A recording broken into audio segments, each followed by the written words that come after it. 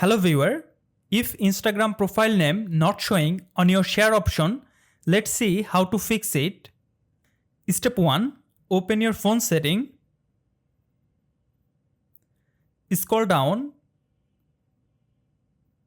Go to your app section. Click on apps. Now search Instagram app. Click on Instagram app. Now scroll down. Click on Instagram storage. Now from the lower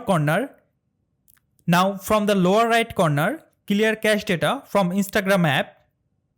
And if you are iPhone user, for clearing cache data, go to your iPhone storage and select your Instagram app and then tap offload app and then reinstall Instagram. Now go back.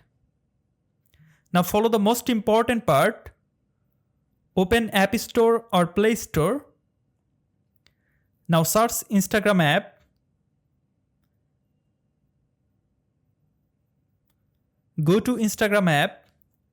From here, update your Instagram app and download its latest version. After complete the update process, go back and follow the most crucial part. Open your phone setting. Now go to your connection setting. From your connection setting, make sure your internet connection is stable and try to restart your network. Now go back. Now power off your phone. Then reopen it.